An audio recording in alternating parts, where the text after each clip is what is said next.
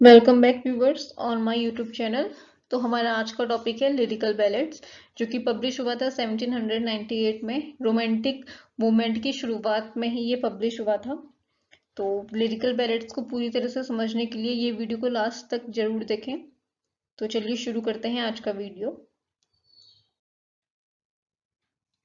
So let's start with lyrical ballads which was published in 1798, and 1798 is also the age in which romantic movement was started. And lyrical ballad is a very famous work by William Wordsworth and Coleridge. William Wordsworth and Coleridge are considered as the leader of romantic movement. So let's start. So lyrical ballads, it is a collection of poem by Wordsworth and Coleridge.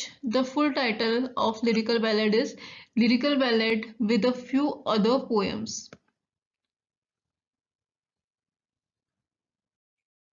तो चलिए अब जानते हैं कि lyrical ballads कितने addition में और कब कब पब्लिश हुआ।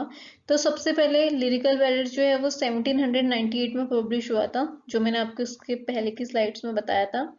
देन बात करते हैं इसके सेकंड एडिशन की, जो कि पब्लिश हुआ था 1800 में, और इसमें preface added by William Wordsworth entitled preface to lyrical ballads. And ये प्रीफेस वर्ड्सवर्थ ने कॉलरिज के कहने पे इसमें ऐड किया था। And third edition in 1802, the third edition of lyrical ballads was published, and in this edition poetic diction was added by William Wordsworth. And in fourth edition in 1805 fourth edition was published. तो सबसे पहले publish हुआ था हमारा 1798 में, then 1800, then 1802 and then 1805। तो चलिए बात करते हैं लिरिकल बैलेड के फर्स्ट पब्लिकेशन के बारे में। So the first publication was published in 1798, and 1798 से ही हमारे रोमांटिक मूवमेंट की इंग्लिश लिटरेचर में शुरुआत भी मानी जाती है।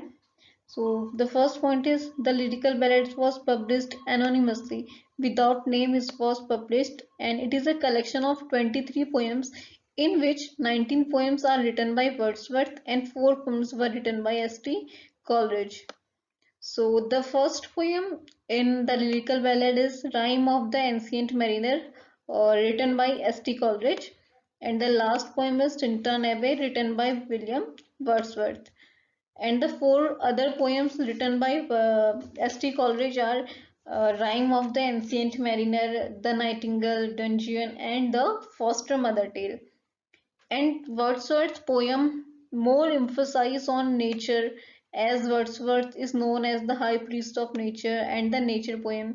And the poem of Coleridge emphasize on supernatural elements. So it is a combination of natural and supernatural elements. And lyrical ballad is considered as a manifesto. Manifesto means एक घोषणा पत्र कि हाँ रोमांटिक मूवमेंट आ रहा है, ऐसा इसको माना जाता है। Then it is a revolt against the ideals of new classical poetry. New classical poetry के बिल्कुल अगेंस्ट था रोमांटिक मूवमेंट, क्योंकि जो न्यू क्लासिकल पोएट्री थी वो बिल्कुल नेग्लेक्ट करती थी कॉमन मैन को और रूरल लाइफ को और नेचर को।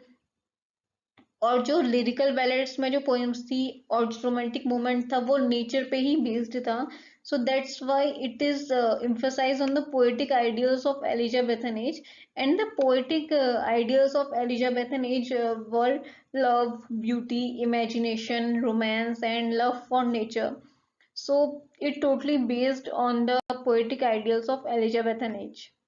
तो ये लिरिकल बैलेड जो हमारा सबसे पहले पब्लिश हुआ था 1798 में, उसके कुछ पॉइंट्स थे। Let's go ahead. So let's talk about the preface to lyrical ballads which was published in 1800। 1800 में इसका सेकंड एडिशन आया था preface to lyrical ballad title के रूप में। It is an essay written by William Wordsworth. Preface, preface से ही पता लग रहा है कि इंट्रोडक्शन, तो इसमें वर्ड्सवर्थ ने इंट्रोडक्शन दिया था जो पहले उन्होंने लिरिकल बैलेड लिखा था उस पे, क्योंकि वो विदाउट प्रीफेस था और ये उनसे कॉलरिज ने बोला था लिखने के लिए। So in this preface he discussed about a wide range of topic concerning poetry and the innovations which lyrical ballads has introduced. तो पोएट्री किस तरीके से लिखी जा सकती है, पोएट्री लिखने के कितने वेज होते हैं, पोएट्री क्या है और पोएट्री और प्रोज में क्या डिफरेंस है, ये सब उन्होंने अपने इस ऐसे में बताया था कि उनके अकॉर्डिंग पोएट्री क्या है, आर्ट ऑफ पोएट्री। वो पोएट्री को एक आर्ट मानते थे।